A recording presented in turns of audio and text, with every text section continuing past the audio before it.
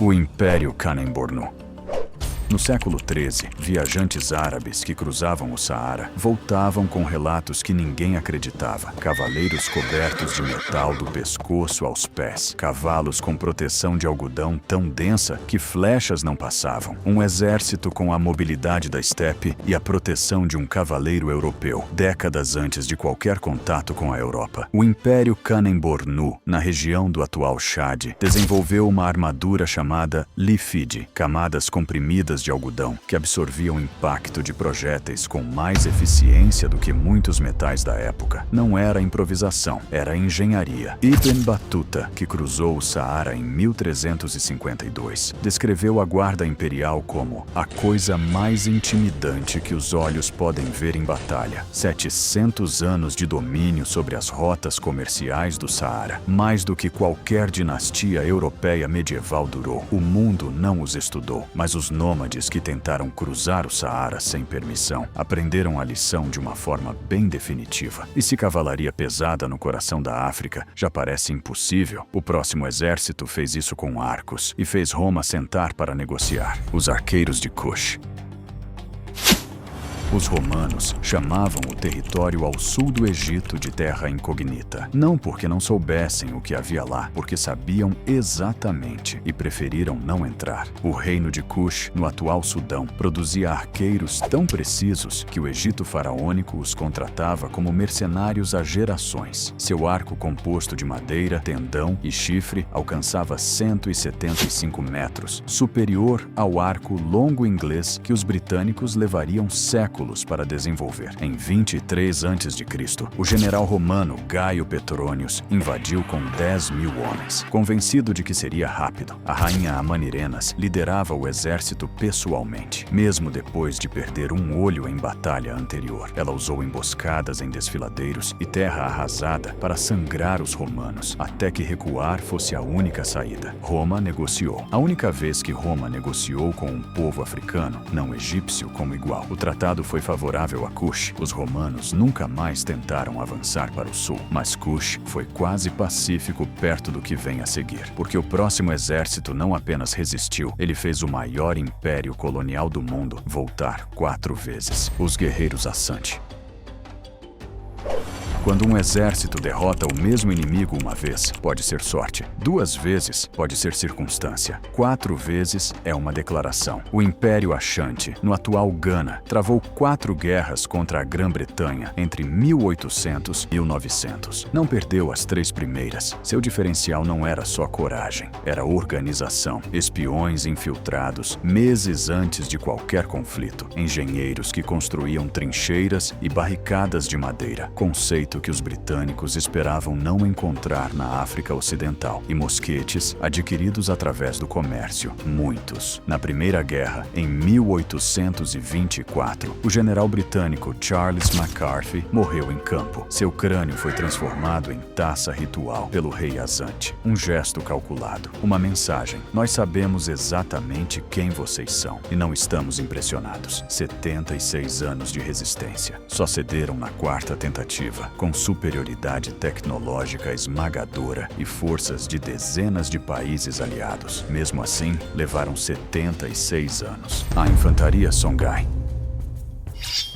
Em 1464, Timbuktu era a cidade mais rica do mundo. Não uma das mais ricas, a mais rica. A Universidade de Sankore tinha 25.000 estudantes, quando Paris tinha menos de 10.000. E tudo era protegido pelo primeiro exército africano, documentado com força naval fluvial permanente. Uma frota de canoas de guerra no rio Níger, que controlava cada acesso às cidades comerciais. Seus soldados carregavam couraças de metal e escudos de couro de hipopótamo, material tão denso que resistia a golpes de espada. Em 1591, o sultão do Marrocos enviou 4.000 homens armados com mosquetes. Os Songhai tinham 80.000 soldados. Perderam. No campo de batalha de Tondibi, os mosquetes atiravam de distâncias onde as armas Songhai não chegavam. Não foi falta de bravura. Foi um único salto tecnológico que chegou tarde demais. Mas existe um exército nessa lista que encontrou encontrou a solução exata para esse problema. Quando o inimigo tem mais alcance, você desaparece. E o próximo transformou o desaparecer numa ciência. Os guerreiros tuaregues.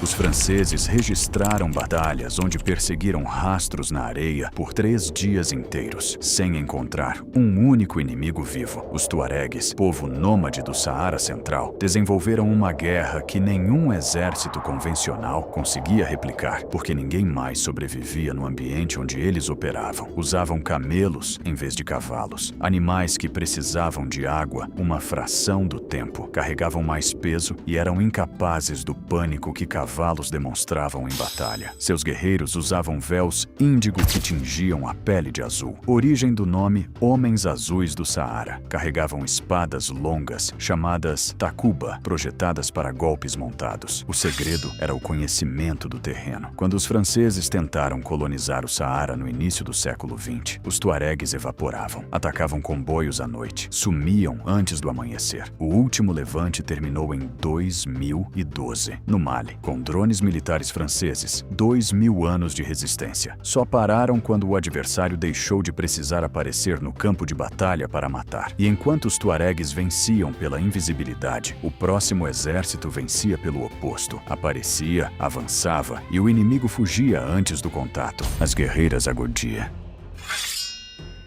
Isso não é lenda, está nos registros militares franceses. Quando a França invadiu o Dahomey em 1890, seus soldados, veteranos das campanhas na Argélia e na Indochina, relataram que as tropas de maior resistência não eram os homens, eram as Agogia. O regimento de elite feminino do rei Guezo entrava em serviço entre os 8 e os 16 anos. O treinamento era deliberadamente brutal. Marchas forçadas descalças por terreno coberto de acácias espinhosas para eliminar o medo físico. Execuções de prisioneiros como ritual de iniciação para eliminar a hesitação. Em batalha, usavam facas gibeto, rifles de sílex e machados de guerra. Choque frontal puro, velocidade e agressividade para quebrar a formação inimiga antes que o medo se instalasse. O oficial francês Jean Bayol escreveu em 1889: "Elas atacam com velocidade e ferocidade que nunca vi em nenhum soldado europeu. Não eram simbólicas. Eram o melhor que o Dahomey tinha.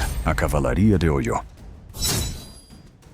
Existe uma crença ocidental de que cavalaria pesada era tecnologia europeia. O Império Oyo, na atual Nigéria, usava cavalaria pesada como força dominante desde o século XIV. O problema logístico era real. Cavalos na África subsaariana morriam de tripanossomíase em meses. O Oyo resolveu com uma cadeia de suprimento de cavalos do norte da África, tão precisa quanto manutenção de equipamento. Os animais eram substituídos com regularidade. O treinamento dos ginetes era contínuo. Em campo, seus cavaleiros carregavam lanças, arcos e espadas curvas, alternando entre combate à distância e choque direto conforme a situação exigia. Flexibilidade tática que exércitos europeus contemporâneos levaram décadas para formalizar em doutrina. O Oyo controlou uma área maior que a França por quase 300 anos. Seu colapso não veio de um inimigo mais forte, veio de dentro. Revoltas internas que fragmentaram o comando no século XIX. O maior inimigo do Oyo nunca foi externo: os guerreiros de Ashum.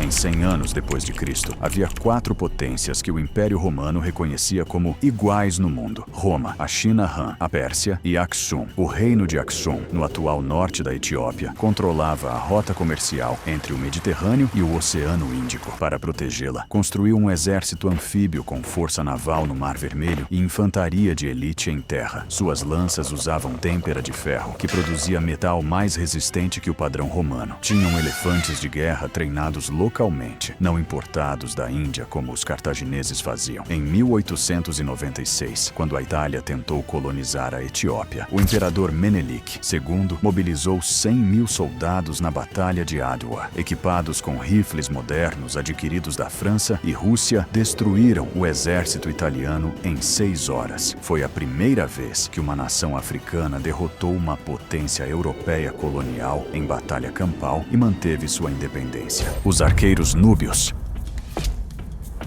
Existe uma instrução nos registros militares do Egito Antigo que se repete por 2000 anos. Contrate os nubinos primeiro. O Egito os usou, a Pérsia os usou. Os próprios faraós núbios que conquistaram o Egito no século VIII a.C. tinham guerreiros núbios como guarda pessoal. Quando qualquer potência do mundo antigo precisava de cobertura de flechas para sobreviver, mandava buscar os mesmos homens. Seus arcos de acácia reforçada com tendão animal exigiam treinamento desde a infância. O esforço era tão específico que criava uma assimetria muscular visível. O braço esquerdo, notavelmente mais forte que o direito. Arqueólogos identificam seus esqueletos por essa deformação até hoje. Há registros de arqueiros núbios acertando alvos em movimento a 150 metros, a pé, sem apoio, em terreno irregular. O Império Zulu.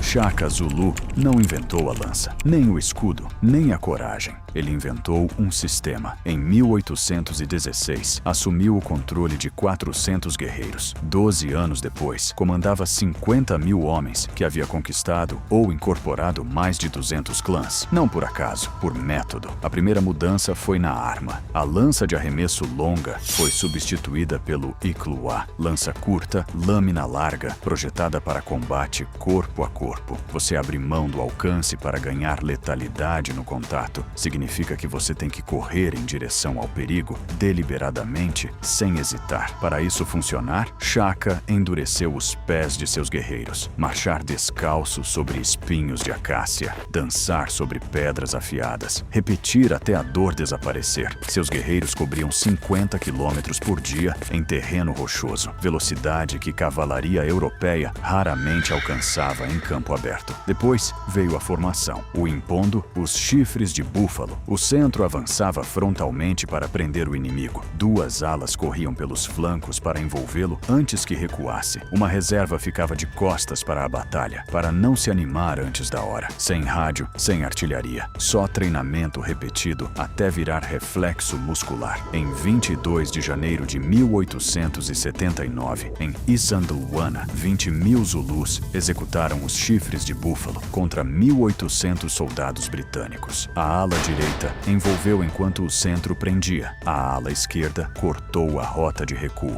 Em menos de 3 horas, 1.329 britânicos estavam mortos. O exército mais bem equipado do mundo foi destruído por uma formação criada 50 anos antes por um líder que nunca tinha visto um rifle. Destruído por homens que corriam descalços mais rápido que cavalos em terreno rochoso, porque passaram anos dançando sobre espinhos até a dor virar combustível. O inquérito britânico posterior durou meses, 18 páginas de relatório. A conclusão oficial: a derrota havia sido causada por erros de julgamento dos oficiais no campo. Não mencionou o sistema, não mencionou a formação, não mencionou os pés, não mencionou o homem que construiu um exército do zero em 12 anos usando lógica pura. Porque admitir isso seria admitir que o problema não era o equipamento, era que eles haviam subestimado. E isso, no registro oficial do Império Britânico, era inadmissível.